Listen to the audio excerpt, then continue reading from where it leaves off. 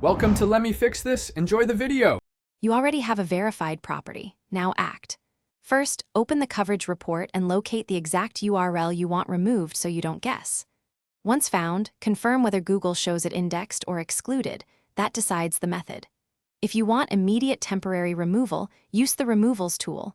If permanent, plan to remove content or add a no-index header and return a response code.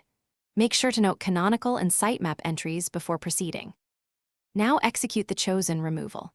For fast, temporary hiding, submit a remove URL request in Removals, choose temporary removal or clear cache snippet.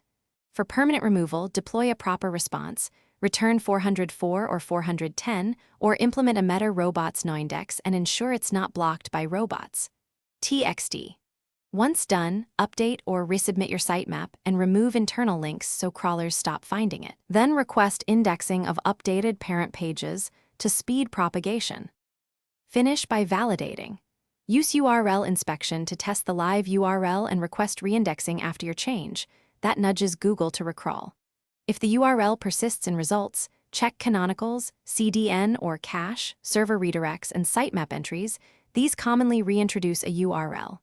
Once done, remove internal and prominent backlinks and allow time for Google to reprocess. Crawler cycles vary. If problems continue, reinspect headers and response codes, then repeat a removal request if needed. Thanks for watching. If you found this helpful, don't forget to like and subscribe.